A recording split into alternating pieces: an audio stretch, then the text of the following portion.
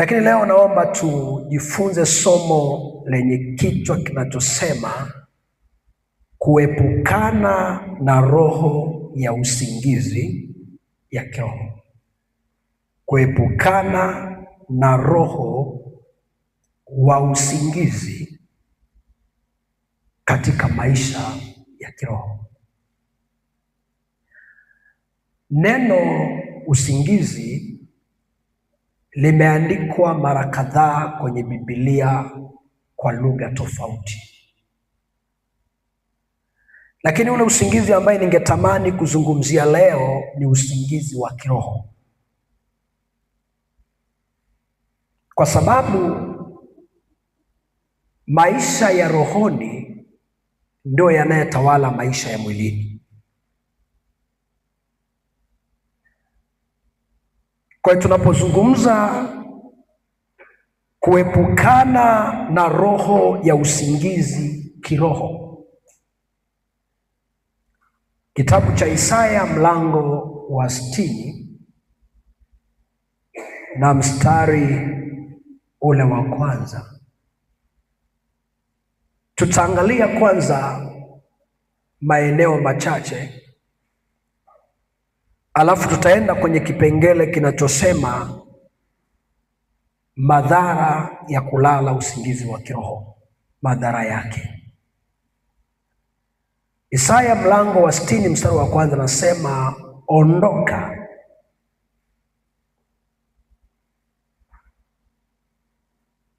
Kila mtu amefika? Kila mtu amefika Isaya 60 mstari wa kwanza? Wengine wameniambia bado. Okay, nani anaweza akasoma? Pengine Biblia yako je kusoma hapo haraka.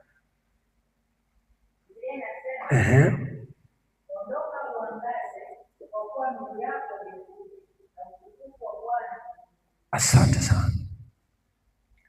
Isaya 60 mstari wa kwanza nasema, ondoka uangaze, kwa kuwa nuru yako imekuja na utukufu wa Bwana umekuzukia. Kuna vitu vitatu nataka uone hapo. Cha kwanza ni neno kuondoka. Ni kitendo cha kutoka kwenye eneo jingine kwenda katika eneo jingine.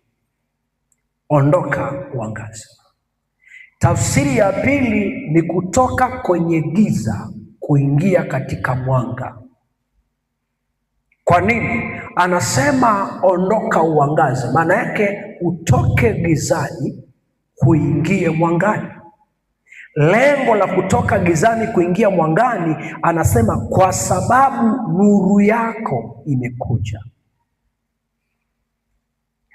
na utukufu wa Bwana umekuzukia. Kwa anaposema ondoka, maana yake una kazi ya kutoka kwenye eneo jingine kwenda katika eneo jingine. Okay. Angalia kitabu cha Warumi mlango wa 13. Nataka tuweke msingi kwanza uelewe kwa undani somo hili. Kitabu kile cha Warumi mlango wa 13 na mstari wa 11.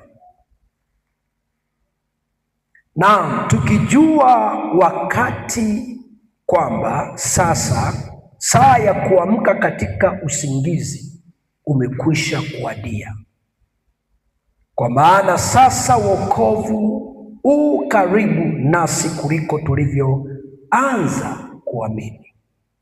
Usiku umeendelea sana, mchana umekaribia. Basi na tuyavue matendo ya giza na kuzivaa silaha za nuru. Bwana asifiwe. Mwandishi wa kitabu cha Warumi anaonyesha umuhimu sana wa kuamka katika usingizi. Tunapozungumza usingizi, ina tafsiri kadhaa. Moja, usingizi ni hali ya kupoteza ufahamu. Usingizi ni hali ya kupoteza ufahamu. Aidha, kwenye usingizi wa kawaida wa kibinadamu tunasema huwa ni nusu kufa. Hujafa lakini nusu mauti, kwa sababu kwa kipindi ambacho umelala usingizi hujui vinavyoendelea, na ndio sababu mwanadamu hajui huwa saa ya kulala. Mimi sijui kama kuna mwanadamu anajua saa ya kulala, sijui. Na mara nyingi wengine wanasema mimi nilala saa 6, si kweli. Mwingine anakuambia mimi nimelala saa 9, si kweli. Sema ulienda kitandani saa 6, lakini saa ya kulala haujajua umelala saa ngapi. Kwa nini umejikuta umelala? Umepoteza ufahamu. Lakini saa ya kupanda kitandani unajua kabisa ni saa 6. Na wengi tunasema mimi nimelala jana saa 6, lakini saa ingine ulienda kitandani saa 6. Pengine ukaanza kucheza na simu yako mpaka ukajikuta umecheza na simu, kama ulikuwa unacheza game ama ulikuwa unaangalia kitu fulani, ukajikuta ulikuwa unaangalia na mkono. Hata saa ingine ukija kushtuka unakuta simu iko chini. Kwa nini? Hujui saa uliyelala. Yaani saa ufahamu wako umechukuliwa, hujui. Kwa tunapozungumza usingizi tunazungumza hali ya kuchukuliwa ufahamu. Hiyo ni katika hali ya kawaida.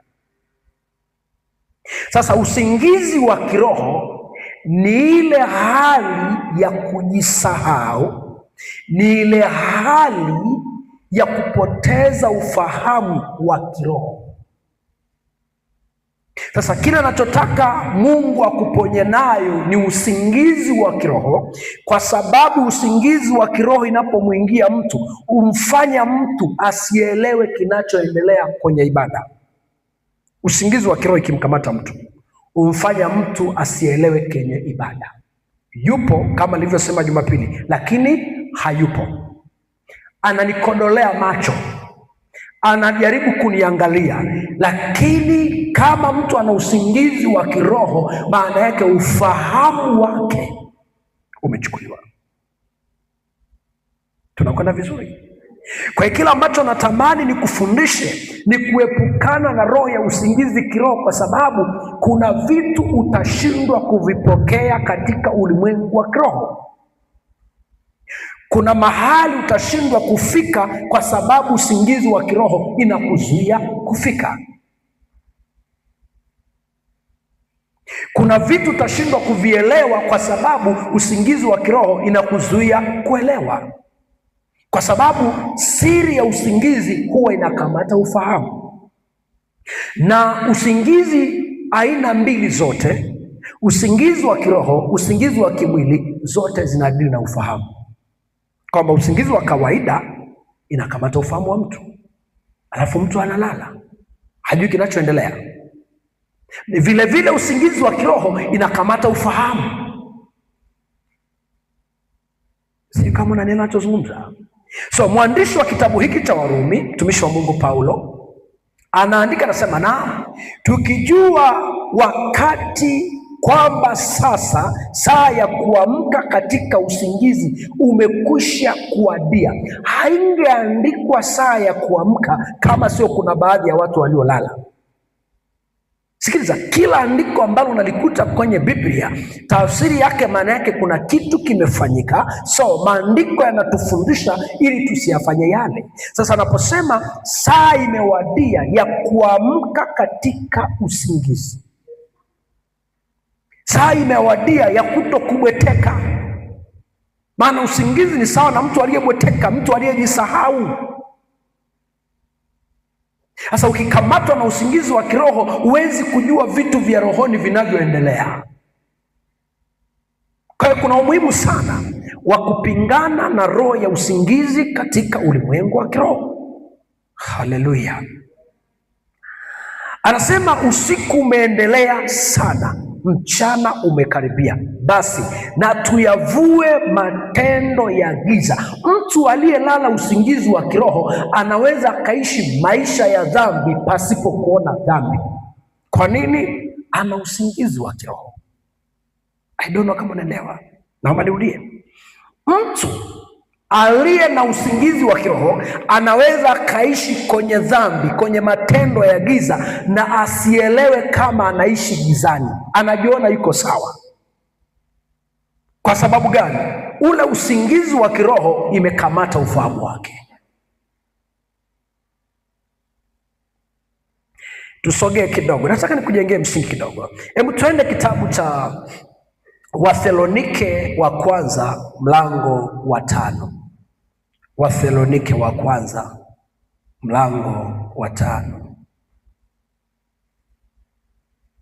na mstari ule wa 6, kipata nafasi mpoka soma mpaka wa 8. Anasema, basi tusilale usingizi kama wengine, bali tukeshe na kuwa na kiasi. Naomba nirudie. Basi tusilale usingizi kama wengine, bali tukeshe na kuwa na nini? Na kiasi. Biblia yako inaandika namna hiyo? Nauliza, Biblia yako imeandika hivyo? Basi tusilale nini? Ina maana kuna kulala usingizi. Sasa nasema msilale wengine, msilale usingizi kama wengine. Maana yake tuna baadhi ya watu wanalala usingizi kiroho. Ndio wale wanaotoka baada ya ibada anasema, unajua mimi sijaelewa kilichokuwa kinaendelea. Hajaelewa kwa sababu alikuwepo, lakini alikuwa amelala kiroho, si kimwili kabisa. Kwa macho ananikodolea sawa sawa. Nilikwambia usingizi unakamata ufahamu. Saa ingine unasoma Biblia unaona kama uelewi kilichoandikwa. Saa ingine unasikia kitu kinakuhamisha. Sasa nasema basi tusilale usingizi kama wengine, bali tukeshe. Tafsiri ya neno kukesha kibiblia haina maana ya masaa 12 macho, haina maana ya masaa 12 kanisani. Hapana, tafsiri ya neno kukesha ni kuwa macho kiroho, ni kuwa na uhusiano, ni kuwa na tahadhari ya kwamba saa yoyote parapanda inaweza ikalia. Kwa lugha nyingine naweza nikasema kukesha ni kuwa na mahusiano na Mungu, kuwa na mawasiliano wakati wote. Maana mtu aliyelala hawezi kuwa na mawasiliano na juu ya wale ambao hawajalala, wala hawezi kuelewa kinachoendelea. Ndio sababu ulimwengu wa kawaida anasema usimhamishe aliyelala, usiye na ukalala. Na wa ulimwengu wa kawaida anasema aliyelala cha kwake hakipo. Ni ulimwengu nasema. Mungu asifiwe sana. Anasema kama wengine. Kwa nini? Bali anasema bali tukeshe na kuwa na kiasi. Yaani hata katika kumcha Mungu, hata katika kule kumtafuta Mungu, lazima uwe na kiasi cha kumtafuta Mungu. Usimtafute Mungu mpaka unaishia moja kwa moja. Kiswahili kinakuwa kigumu sana. Maana yake kwa nini tukaweka utaratibu kwamba tuna ibada siku fulani? Maana yake Jumatatu mpaka Jumapili sio halali wewe tu kuwa huko kwenye maombi. Lazima uwe na muda wa kufanya vitu vyako kwa ajili ya maisha yako. Ndio maana yake anaposema na kuwa na kiasi. Naam, wale walalao usingizi hulala usiku pia. Alikuwa anatoa mifano ya usingizi wa kawaida. Hebu tusogee tuangalie kitabu cha Mathayo sura ya 24. Nataka nikujengee msingi kidogo hapo. Mathayo sura ya 24. Mathayo sura ya 24 na mstari ule wa 42. Kama una shida ya kufungua mapema, uwe tu mwepesi kuandika, mimi nitakusomea. Kesheni basi, kwa maana hamjui ni siku ipi atakapokuja Mwana wa Adamu. Nachotaka nizungumze nini? Siri ya kutokulala usingizi wa kiroho inakuandaa kwa ujio wa Yesu Kristo. Naomba nirudie. Kwa nini hupaswi kulala usingizi wa kiroho? Ni kwa sababu usingizi wa kiroho inakufanya kutokujua majira na nyakati ya kurudi kwa Yesu. Naomba nirudie. Anasema kesheni basi, kwa maana hamjui ni siku ipi atakokuja Mwana wa Adamu. Yaani Swala la kukesha ni swala la kuwa na mawasiliano katika ulimwengu wa kiroho. Kwa nini? Kwa sababu hatujui ni saa gani, ni saa ngapi, ni siku gani atakapokuja Bwana Yesu. Hata angetokea mtu yoyote akaimba Yesu anarudi kesho, mimi hainisumbui, lakini Yesu arudi kesho. Kwa nini? Kinachotupa siri ya Kristo kurudi ni mawasiliano ya kwako na Kristo. Anaposema kwa sababu hamjui siku, tunapolala usingizi wa kiroho, Kristo anaweza akaja pasipo sisi kujua kama nini amekuja. Kwa hiyo anatualati tukae macho kiroho. Angalia Luka 22. Angalia Luka sura ya 22. Luka sura ya 22 na mstari wa 45.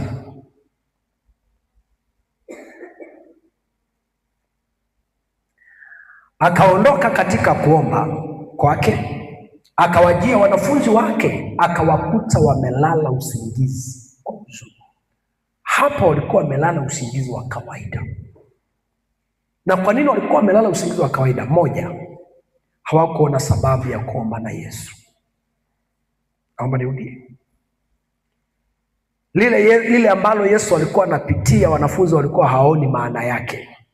Na ndio sababu siku moja nilikuambia, tengeneza msingi kwenye maisha yako ya kuwa muombaji kwa ajili ya kuombea mambo yako. Lakini ukitengeneza msingi wa kutegemea watu wa kuombea, kuna watu wanalala kwa sababu ya maisha yao. Sikiliza vizuri. Yesu aliwapeleka wanafunzi, lengo kubwa la Yesu ni ili wanafunzi waombe pamoja na yeye kwa sababu ya jaribu ambalo liko mbele yake. Kumbuka Yesu alikuwa anaelekea msalabani. Kwa Yesu akatafuta msaada, akawachukua wanafunzi kadhaa, akawapeleka mlimani kwa lengo la kwenda kuomba pamoja. Sijui kama umejua hicho kitu. Alipowapeleka wanafunzi, kwa sababu Yesu alikuwa na mzigo wa kuomba na kila alichokuwa anaombea kilikuwa ni jambo zito sana, na hangetaka wanafunzi wasikie kila anachowaombea, ingawa aliwashirikisha kidogo. Akawaambia wanafunzi, kaeni hapa muombe na mimi naenda kuomba. Umenielewa ninachozungumza? Maandiko yanasema Yesu akajitenga kiasi, maana lazima tupite haya maandiko. Yesu akajitenga kiasi cha mtupo wa jiwe, alafu akaenda akaanguka, akasema, Baba, kikombe hiki cha kulizaa kanisa ikiwezekana kiniepuke, lakini si kama nitakavyo.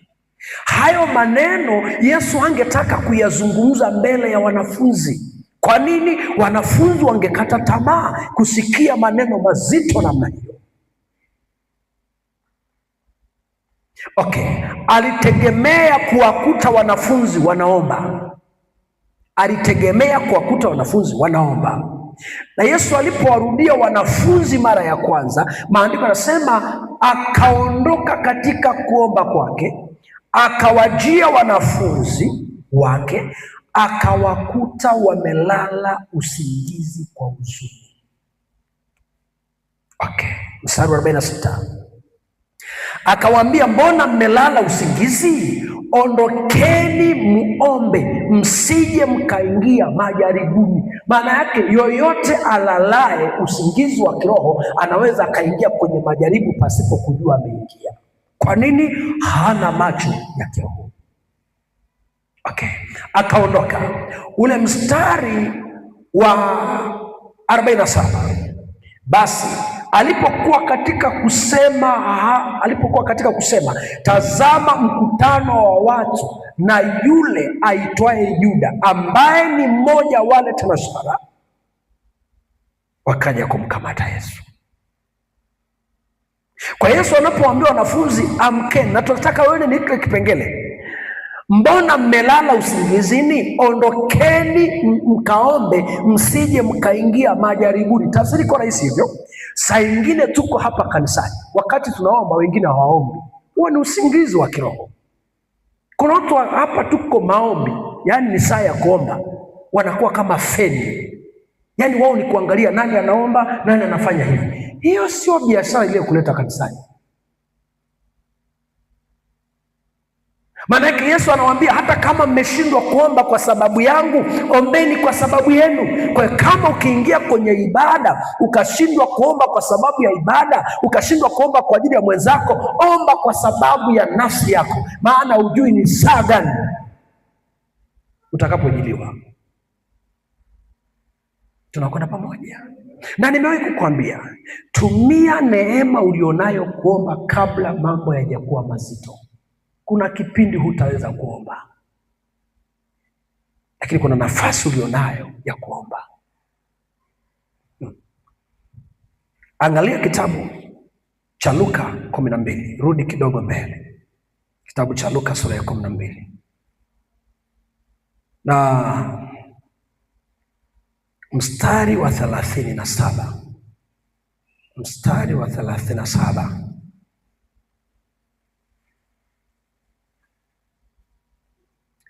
Heri watumwa wale ambao bwana wao ajapo atawakuta wanakesha. Maana yake atawakuta hawajalala usingizi wa kiroho. Ami nawaambieni, atajifunga na kuwakaribisha chakulani, atakuja na kuwahudumia. Kwamba anachozungumza nini? Yesu alikuwa anazungumza mfano wa mtu na watumishi wake, kwamba kuna umuhimu mkubwa juu ya watumishi ambao wameachiwa majukumu, alafu wasizembee kwenye yale majukumu, wakaendelea katika yale majukumu. Anasema ni heri watumwa wale ambaye bwana wake ajapo atawakuta wanakesha.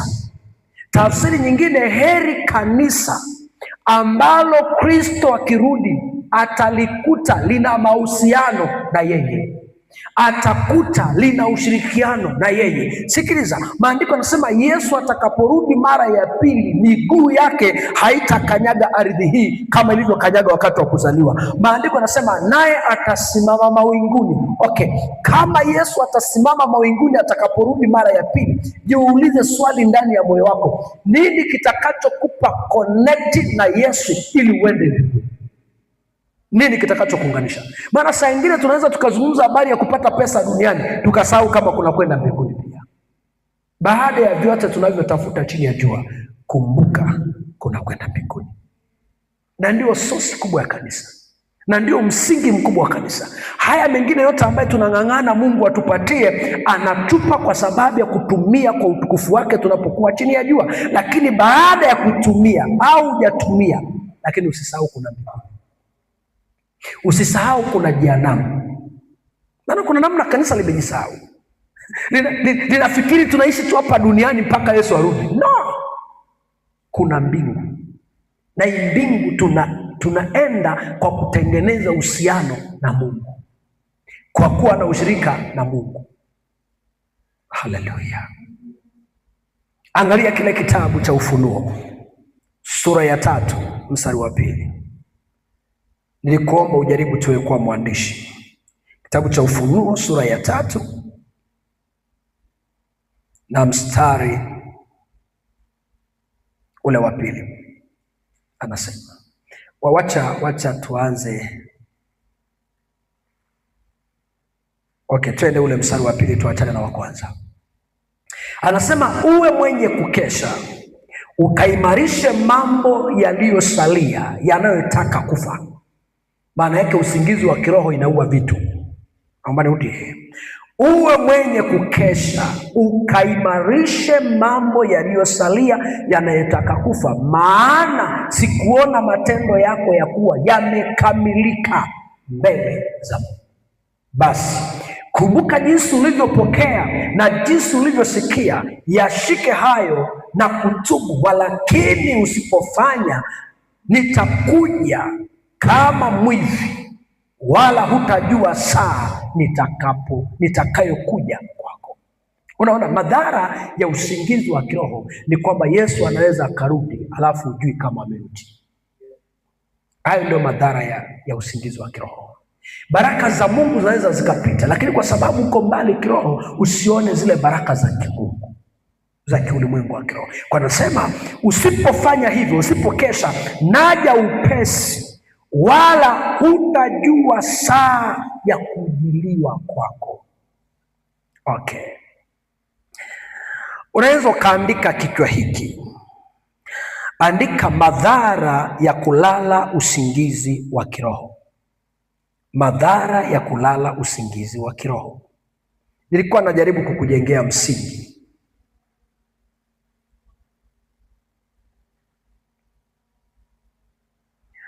Usingizi wa kiroho, moja, umfanya mtu kupoteza nafasi yake. Usingizi wa kiroho umfanya mtu kupoteza nafasi yake. Bii yake inasema humfanya mtu kunyang'anywa kilicho chake. Kuna namna unanyang'anywa kilicho chako katika ulimwengu wa roho. Ninazungumza sasa madhara ya usingizi wa kiroho. Twende kimaandiko, kitabu kile cha Waamuzi mlango wa 16 mstari wa 19. Waamuzi 16 mstari wa 19. Tunaanza kuona madhara ya usingizi wa kiroho. Anasema, naye akamlaza usingizi magotini pake, kisha akamwita mtu. Kwa nini? Anasema avinyoe vile vishungu 7 vya nywele za kichwa chake. Akaanza kumsumbua, nguvu zake zikamtoka. Kisha akasema, Samsoni, Wafilisti wanakuja. Akaamka katika usingizi wake, akasema, nitakwenda nje kama siku nyingine na kujinyoosha. Lakini hakujua ya kuwa Bwana amefanya nini? Amemwacha. Hiyo ndio madhara ya usingizi wa kiroho. Angalia vitu vichache hapa.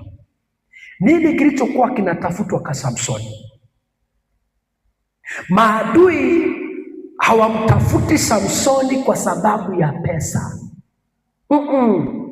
Hakuna vita walivyopigana na Samsoni kwa sababu Samsoni ana fedha nyingi. Vita vya Samson na Wafilisti ni katika ulimwengu wa kiroho. Vita vyake vilikuwa vinalenga utumishi wake.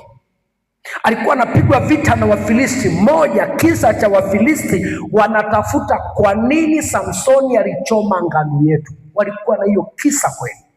Amechomachomaje ngano yetu? Ametumia nguvu ipi?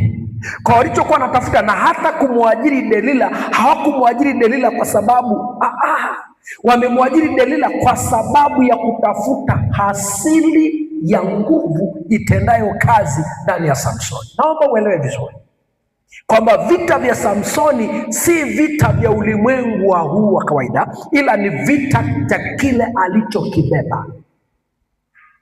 Sasa unaweza ukalala usingizi kwa sababu ya kile ulichokibeba ikachukuliwa na adui. Sikiliza vizuri. Wakuu wa Wafilisti wanapomtafuta Delila, target yao wanamwambia, ukasema tumtafute wapi mtu ambaye atatusaidia kumpeleleza, angalau shida yetu ni hii, tujue chanzo, tujue hasili ya nguvu zake. Hiyo ndio tunataka sisi. Wakampata Delila, wakamwambia, sikiliza, kubali kuolewa naye na sisi kila mtu atakupa fedha. Kwa Delila kwenda kwa Samson, alienda kikazi, sio kikahaba, kikazi. Kwamba kazi yangu ni kutengeneza uhusiano wa karibu, ni kufanya ulimi kuwa mtamu, lakini target yangu nataka kujua nguvu ya huyu mtu iko wapi. Na ndio sababu siku moja nikwambia uwe makini sana na chanzo cha mafanikio yako kumwambia kila mtu. Uwe makini sana. Kwa sababu mtu akifanikiwa kukamata chanzo cha mafanikio yako, amekamata mkondo wote wa maisha yako. Sijui kama unanielewa. Na ndio sio kila kitu nakisema juu ya maisha yako. No. Lazima uwe na kiasi. Kuna vitu vya kufunua, kuna vitu vya kutokufunua. Mungu nisaidie wakuelewe. Maandiko yanasema akamlaza usingizi magotini. Delila alijua namna ya kutoa kilichoko ndani ya Samson ni kuachilia roho ya usingizi, na Delila akajua roho ya usingizi kwa mwanaume iko kwenye miguu ya mwanamke. Sikilizeni wanaume, iko kwenye mapaja yake. So Delila alivua nguo yake, akachukua kichwa cha Samsoni, akamlaza mapajani mwake, so akarelax. Alafu akiwa mapajani akaanza kumweleza, ati Samsoni, umendanganya mara kadhaa, hivi nguvu yako iko wapi? Alijua usingizi ni mlango wa kuondoa kilichoko ndani ya mtu. Usikubali kulala usingizi wa kiroho. Tafsiri yake, sikiliza vizuri, nimekwambia usingizi ni kuchukuliwa ufahamu. Kwa hiyo Delila anafanya kazi ya kuchukua ufahamu wa Samson ili aweze kuondoa kilichoko ndani. Anajua kilichoko ndani ya Samson sina uwezo wa kukiondoa tu kama mwanamke, lakini wacha nimlaze usingizi wa mahaba, wacha nimlaze usingizi wa mapenzi. Kazungumza maneno magumu mazuri mpaka jamaa akajikuta amelala usingizi mfupi. Hivi uelewe, usingizi ni roho. Imagine wakati unanyolewa usikii kama usingizi sio roho. Turudi tu kwamba ananyolewa hasikii tena. Maandiko yanasema Delila akamwita mtu akamwambia, njoo mnyoe, wakati wende unapita. Lakini kwa sababu usingizi ni roho imekamata ufahamu wake, haelewi lolote, anajua anapapaswa nywele ikakatwa yote. Hayo ndio madhara ya usingizi wa kiroho. Na si tu usingizi wa kiroho, hata usingizi wa kimwili. Maandiko yanasema apendaye usingizi hupata umaskini wa kutosha. Umaskini wa nini? Wa kumtosha. Kumbe kuna msikini mdogo alafu na umaskini wa nini? Wa kumtosha. Nilikuwa nikisoma andiko moja niliwahi kuwasomea. Maandiko yanasema mtu mvivu ni kama bawaba kwenye mlango, haisogeagi. Ukifungua ngenge fulani, amka. Yaani unajua kuna watu wavivu kuliko shetani. Alafu kuna watu wakifanikiwa vipesa hawaamki tena usingizini. Vipesa tu vimefanikiwa tu, haamki tena kitandani, hataki kwenda jikoni, hataki kuwahi kazini. Haviongezekagi, vinapungua.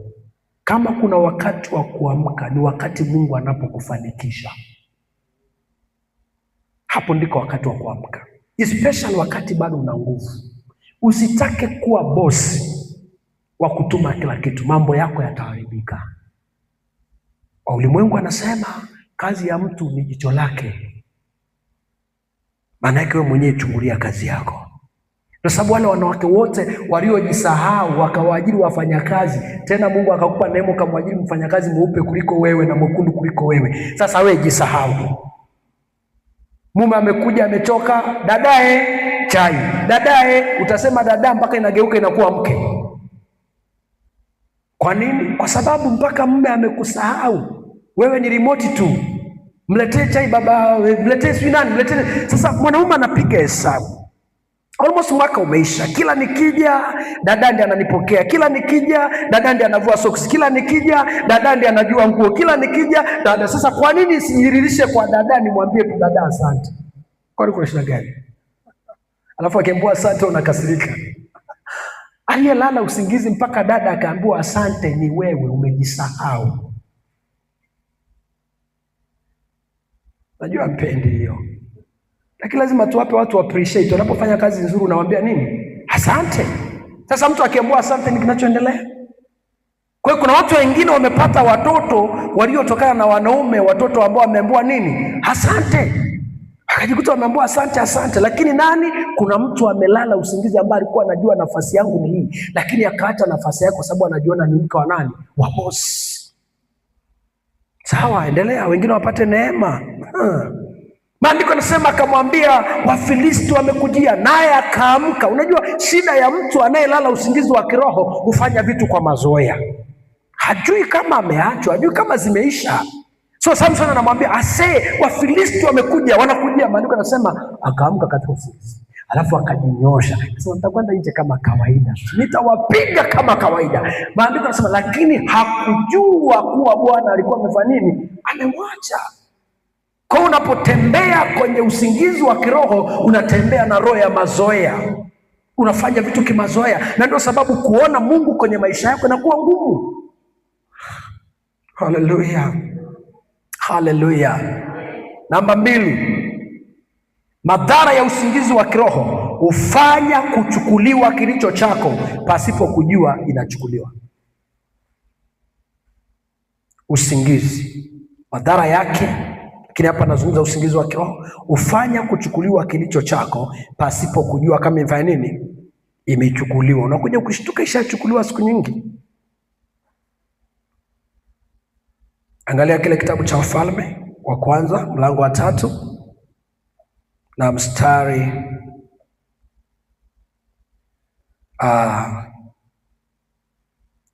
ule wa 20, mstari ule wa 20.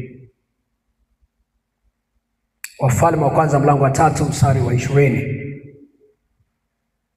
Unaweza kaanza sura nzima. Anasema, akaondoka kati ya usiku, akamwondoa mtoto wangu ubavuni mwa pangu, mimi mjakazi wako,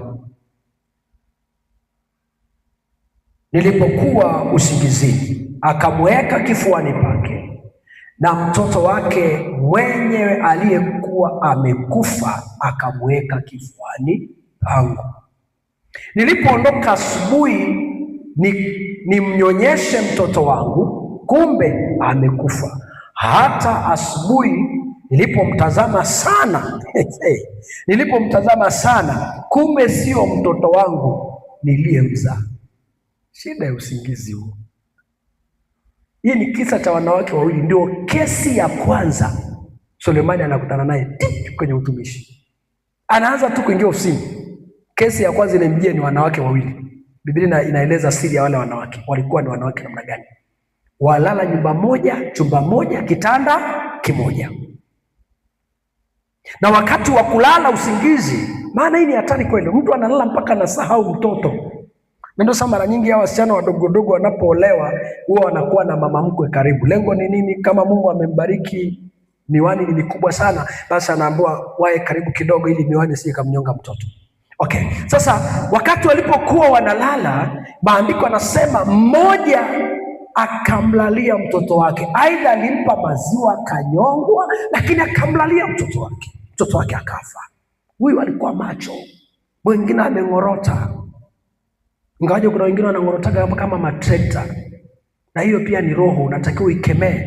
Usingorote mpaka nawasumbua watu wengine kulala.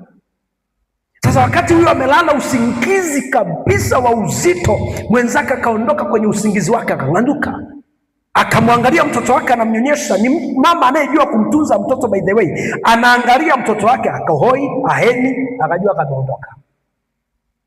Nifanye nini? Akaenda akamkuta mwenzake bado amelala. Kageuka tu akaona mwenzake amelala, akamchukua huyo kwake aliyekufa, akamweka karibu, na tena akachukua naziwa akamweka karibu hapo naziwa, akasema aliyekufa ni yako, maana umelala lala hivyo hivyo.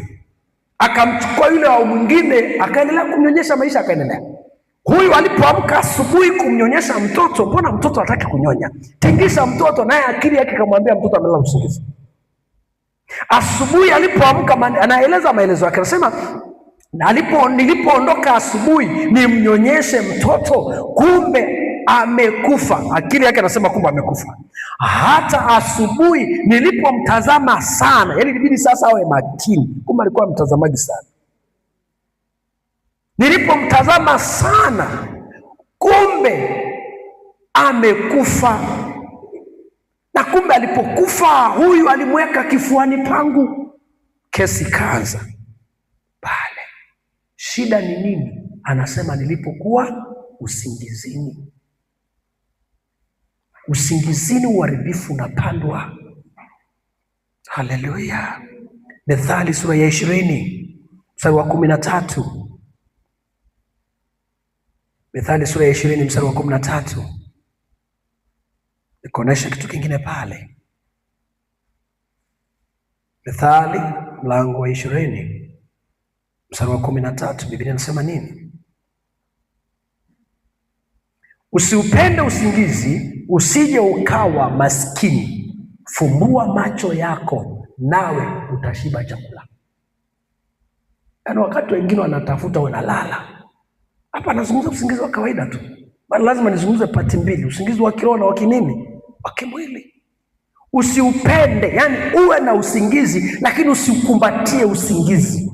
Usiupende usingizi, usije ukawa masikini, lakini fumbua macho yako, yani ng'ang'ana. Macho hayataki kufumbuka, lakini ng'ang'ana kufumbua macho hata na maji. Fumbua na upepo. Kisha pigwa na upepo kama dakika 3, usingizi unaondokaga. Lengo ni nini? Ili ufukuze umaskini. Tunakwenda pamoja? Kuna umaskini mwingine unakuja kwa sababu ya usingizi tu, umelala. Mungu tusaidie. Angalia kile kitabu, atuangalia hata tena. Amen.